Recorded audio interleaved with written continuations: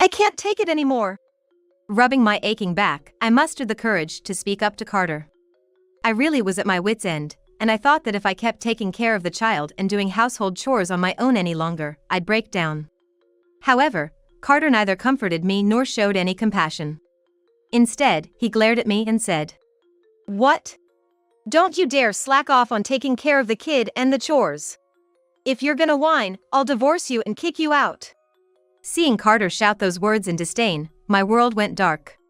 There's no love left in him for me. If things don't go his way, he considers me expendable, I guess. Holding back the anger boiling up from deep within, I felt something inside of me withdrawing. I can't stand being with this man any longer. I stared at Carter intently, making a pivotal decision. My name is Catherine Sawyer, 41 years old. I live with my husband Carter and our 5-year-old daughter, Evelyn. Originally, I used to work as a temporary staff, hopping from one company to another. But after marrying Carter, I became a full-time housewife. Being a temporary staff without any special skills and having never married, I was anxious about my future. So, I had no complaints about settling down as a housewife after marriage. I've always enjoyed housework, so transitioning into a household role was easy for me. Carter and I got married 5 years ago. It was a late marriage for both of us, but we were blessed with a daughter shortly after. Carter, a public servant, seemed like the perfect match for me. We first met at a local bar we both frequented. My workplace was near the city hall, and Carter and I had bumped into each other at the bar a few times. At first, I just thought, oh, it's that guy again. But after a few encounters, Carter started the conversation. We often drank alone, so perhaps we felt some sort of connection. Carter, who worked in the public sector, was handsome and charismatic. It was surprising he hadn't married yet. When he proposed dating, I immediately said yes. I was actually worried that I might not meet someone else in the future. Most good men my age were already married, and I didn't have the courage to approach younger men.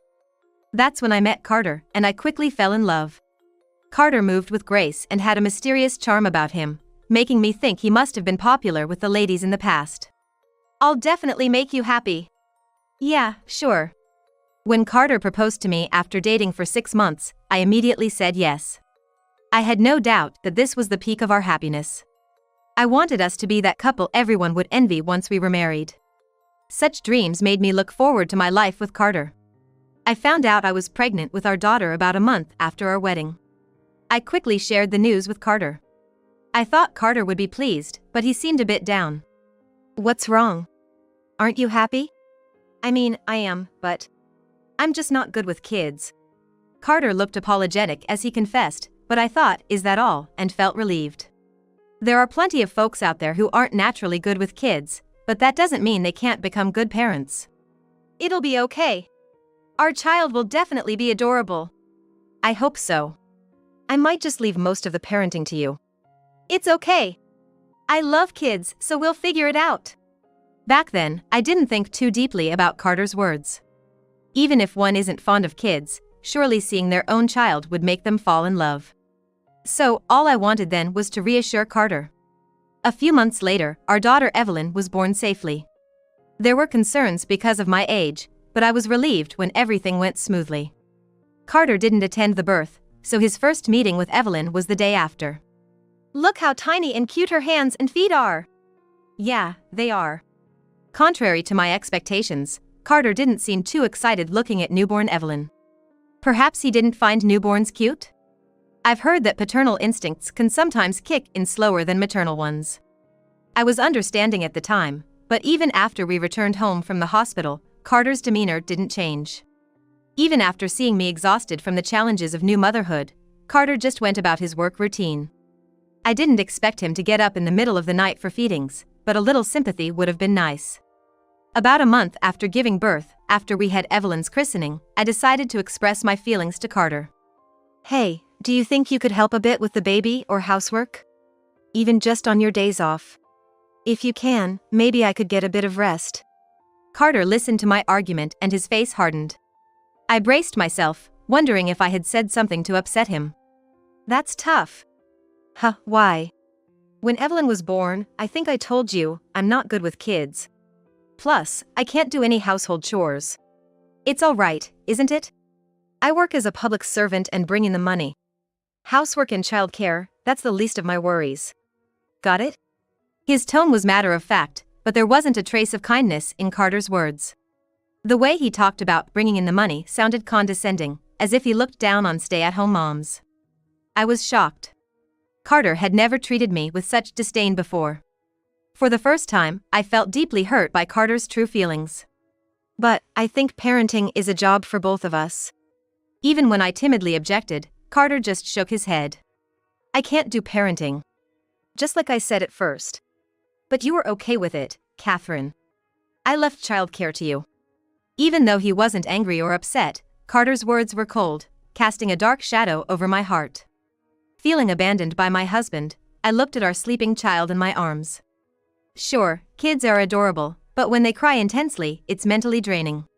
All I wanted was for Carter to help out just a little. And yet, he dumped everything on me. Seeing my downcast mood, Carter left for work without a word. Before we got married, I used to wonder why such a great guy hadn't been married yet. Sure, Carter had a lot of charm as a man. But that was just as a romantic partner. When it came to family life, he turned out to be the kind of man you can't call great at all. It was my fault for not realizing this before marriage. Regretting it now won't help, especially when I have a newborn to care for. I can't just be left out on the streets. With unstoppable tears of frustration, I wondered what the future held for us. True to his word, Carter left all the household and child-rearing tasks to me and did nothing outside of his job. Even now, 5 years into our marriage, all he does is order me around, saying things like, "When's dinner? Clean this up for me." And he has become more authoritative than when we first got married. Sighing, I just followed Carter's instructions. Our daughter, now 4 years old, still requires a lot of attention. Even though I put her in preschool, I was too busy with household chores during those hours, with no time to take a break. But to Carter, it seemed like I, not working, was indulging by leaving Evelyn at daycare, and his demands on me grew stronger day by day. Then, one day happened. We had planned to go watch the sports day at Evelyn's kindergarten together, but on the day, Carter said, "I can't make it after all." Why not? I was called to work suddenly. So, sorry, you'll have to go on your own. Really? Working on a Sunday, even though he's a public servant? I couldn't help but wonder, but there wasn't much I could do about it. I went to the sports day all by myself. From that day on, Carter often started to leave the house saying, "I'm swamped." Since he started staying out even on weekends, I decided to visit my parents' home after a long time. I was tired of keeping Evelyn company all by myself, and I thought Evelyn might want to see her grandparents. Once home, I discussed the situation with my mother. We've always been close and could talk about anything. As soon as I saw my mother's face, I just started to spill. Carter doesn't help with any chores or with Evelyn. And recently, he's gone somewhere on his days off. He doesn't come back all day. It's hard on Evelyn. Really? Do you think it's okay? It's not okay. I wish he'd be more responsible. But since he's the one working, I can't really talk back. Not that. I was wondering if Carter might be having an affair. An affair? I initially denied my mother's suggestion of Carter cheating. But when I thought about it, I had no way of knowing what he was really doing when he wasn't at home. I hate to bring this up. Maybe keep an eye out and see? Yeah, I will. 2 days later, on Monday, Evelyn and I left my parents' place and returned home. I had let Carter know we were visiting my parents, so he was probably already at work. We arrived home just before noon. When I opened the door, a smoky smell hit my nose. Mom, it stinks. What's this smell? Could it be cigarettes? That familiar tobacco smell I occasionally catch in the city was somehow filling my house. Didn't have to think twice, it was Carter. But Carter never smoked in front of me before. It had been that way since we first met. Could it be that he'd been smoking outside all this time? It's the only explanation. I opened all the windows in the house to air it out. Then, when I went to the bedroom, to my surprise, tissues were scattered everywhere, and there were a bunch of liquor bottles and cans. On top of that, I could faintly smell perfume. The word affair that my mother mentioned started to cross my mind. Could he really be cheating? But why would he leave the room in such a mess? It's as if he's practically asking me to suspect him. Carter must have brought another woman into our home while I was away. The work he mentioned was just a lie. He couldn't even clean up properly to cover up his tracks. Knowing this, my frustration grew. I was lost in thought, sitting on the living room couch, when Evelyn's words about being hungry snapped me back to reality. Right, I can't stay like this. I have to find out if he's really cheating. While preparing lunch, I planned my next move. After lunch, I immediately hired a private investigator to check on Carter. It was costly, but if they could confirm his infidelity, it'd be worth it. 2 weeks later, the PI contacted me. The verdict was damning. Apparently, Carter had been seeing a young woman who worked at a bar near the place we first met. She was 20 years younger than him. Given Carter's charm, it wasn't surprising that even a younger woman could fall for him. I had once too. But I never thought Carter could be such a lowlife. Holding the evidence from the investigator, I filled out the divorce papers without hesitation.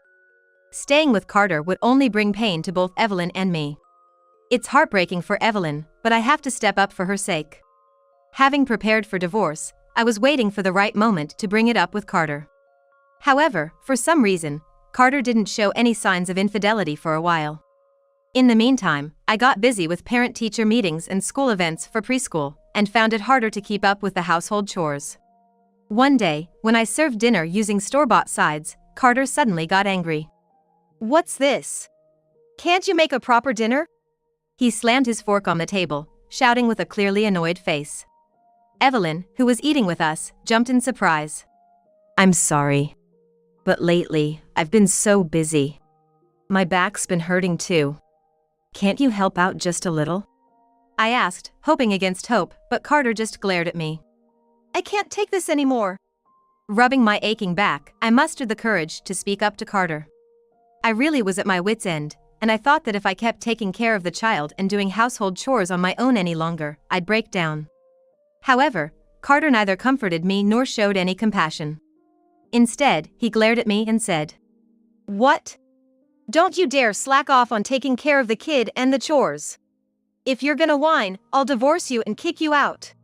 Seeing Carter shout those words in disdain, my world went dark. There's no love left in him for me. If things don't go his way, he considers me expendable, I guess. Holding back the anger boiling up from deep within, I felt something inside of me withdrawing. I can't stand being with this man any longer. I stared at Carter intently, making a pivotal decision. "I understand." I swiftly rose from the chair and told him, "I'm getting a divorce and leaving." Staring at me, Carter gulped, but quickly recovered his demeanor and snorted. "As you wish." He spat out and stretched as if feeling liberated. I stared coldly at Carter. I hastily packed my essentials into a carry-on bag, setting dinner aside. Anticipating something like this, I had already sent both Evelyn's and my clothes to my parents' house. So, I was able to prepare in no time. "Evelyn, we're leaving." Without a word, Evelyn stood up and followed me. I truly felt sorry for her, but staying with Carter wasn't good for her upbringing. With a heavy heart, I took Evelyn by the hand. "Hey, are you serious? It's on you, whatever happens. You ain't even working, so what's your plan?" I left the house without answering Carter's question. As I was about to close the front door, I thought I heard him click his tongue, but I ignored it. He's probably going to live with that woman he is having an affair with. He might even be relieved that I brought up the breakup. Though it pained me to think I was playing into Carter's hands, it couldn't be helped. "Evelyn, wanna go to Grandma's?" "Yeah." It seemed like Evelyn, despite being a child, grasped the situation. She had grown to be so independent. Thankfully, she wasn't much influenced by Carter, who never took part in parenting. I returned to my parents' house with Evelyn. My parents welcomed us warmly. My father was furious at Carter, but he calmed down when I intervened. "I just can't stand that guy. Got any plans?" "Yeah. I'm gonna file the divorce tomorrow and consult a lawyer." Knowing that I was going to take the appropriate measures to discipline them, my parents seemed relieved. Evelyn was playing happily with her grandparents, probably glad she could visit them. The next day, after I filed for divorce, I finally felt a weight lifted off my shoulders. Now, Carter and I are nothing more than strangers. All I want now is the child support from him. It was 3 days after I left the house when I got a call from Carter. At first, I thought it'd be a hassle and ignored it, but he kept calling every few minutes. Finally, annoyed, I decided to settle things and answer. Hello? Catherine, where the hell are you? Hurry up and make my dinner. Out of the blue, he's yelling about dinner? What's he talking about?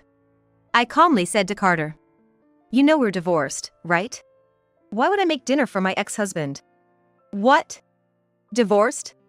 I don't accept that. Just get back home now. You're probably at your folks' place, aren't ya? Sure, I'm at my folks, but there's no way I'm thinking of going back to the house with Carter. After all, since we're divorced, it's not my home anymore. Listen, Carter, did you hear what I said? Our divorce is official. Whether you accept it or not, it doesn't matter. What? It seemed like it finally sunk in for Carter as he muttered, divorce. Official. That's right. So, now you and I are just strangers. There's no reason for me to cook for you. But this is problematic. I can't eat anything but the meals you make. I can't stomach eating out or convenience store food. That's true.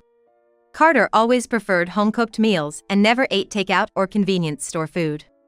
But that doesn't mean a divorced wife should make him food. You should ask that woman you've been seeing to make you dinner. When I brought up his affair, Carter gasped in surprise. He probably didn't realize I knew about it. How did you find out about that? I had a hunch for a while and hired a private investigator. She works at a bar, right? Only 25, I heard? Her name's Ashley Thompson. Maybe if she cooks for you, everything will be solved. Hearing the woman's name from me, Carter was shocked and at a loss for words. I pressed on further. I've been noticing you're out of the house a lot recently, but I never imagined you'd be cheating. Were you out with another woman even on Evelyn's sports day? It's just disgusting. Why should I cook for someone like you? Considering Carter and I are already divorced, I was on the offensive. Carter, seemingly caught off guard, hesitated on the other end of the line. Well, if you already knew, that makes things simpler. Please, Catherine, Ashley can't cook. At this rate, I feel like I'm gonna starve. Don't you think Evelyn would miss not having her father around? It was low of him to bring up Evelyn's name. I did feel somewhat guilty for taking her father away from her. As I struggled for a response, Evelyn unexpectedly approached me while I was on the phone. Go over there for a moment, I whispered, but Evelyn innocently asked, Daddy? He must have heard her, as he exclaimed loudly, Yes, it's Daddy. You miss living with me, don't you? I closely watched Evelyn's reaction. Evelyn pondered, tilting her head, and then simply said, Nope. For Evelyn, as long as I have Mom, Grandma, and Grandpa, I'm happy, she replied cheerfully. But hey, only Daddy can play those lift-up games with you, and you'd want to go out together, right? I'm okay if I have Mom. I love Mom way more. No. Hearing Evelyn's honest feelings seemed to crush Carter. It's only natural to feel that way, considering Evelyn's feelings. Carter had barely been involved in parenting. It's only natural for Evelyn to feel she doesn't need a father like that. Hearing Evelyn's words almost brought tears to my eyes. That's how it is, so we're officially parting ways. Expect a call from my lawyer regarding child support. Oh, and do let Ashley know she'd better be watching her back as well. Child support? Why do I have to? Isn't it obvious? Do you even realize what you've done? Cheating while having a family. You were prepared for the consequences, weren't you? It's just, with Ashley. I didn't even want to hear the rest. Cheating without even realizing the consequences. I can't. Ashley's pregnant. I don't have that kind of money. I'll need to support the coming baby too. Please, just forgive me. Pregnant? What a clueless man. I listened in disbelief to Carter's words. Yeah, that must be tough. Planning on pushing the responsibility of the child you're bringing into the world onto your partner, huh? But it doesn't matter. You are going to pay child support. With a commanding tone, I said that and hung up before I could hear Carter's response. The phone rang again immediately, but I wasn't in the mood to pick it up anymore. From now on, my lawyer will handle it and will probably get in touch with Carter. I dropped the phone and took a deep breath. Evelyn was looking at me with a big smile. She was holding a stuffed puppy that my mother had bought her. "Mommy, wanna play with me?" "What should we play?" "Let's play house." "All right. Let's go over there." "Okay." Holding her stuffed puppy, Evelyn ran off to the living room where my mother and my father were. I want to protect Evelyn's smile for the rest of my life. After all, I'm the only parent she has. Later on, it seems my lawyer settled things with Carter, and I'll be receiving child support monthly. It turns out Carter doesn't have any savings and likely borrowed from his parents. His parents called me and kept apologizing. It was sad to think that such decent parents had a son like that. Apparently, Carter sold our shared house, but most of the money went towards paying off loans. Having lost his place, Carter, of course, moved back with his parents. It seems they've made Carter handle all the household chores. I bet he's struggling now with both housework and his job. The woman he cheated with has rethought the idea of marrying someone with debts and plans to have a child without getting married. She must be financially strained as well. But I don't feel sorry for her. It's the price they pay for their actions. I did hope, as a fellow mother, that she'd give birth to a healthy child. I've been staying with my parents and job hunting. I was a bit excited about working again after a long time. Of course, it will be tough, but I was prepared for it. I'm not like Carter. I have a sense of responsibility to raise Evelyn properly. I felt I could overcome any hardship for Evelyn's smile. "Mommy, thank you always." Evelyn hugged me before bedtime. She seemed to understand that I was trying hard. I hugged Evelyn back and whispered, "Thank you for coming into my life."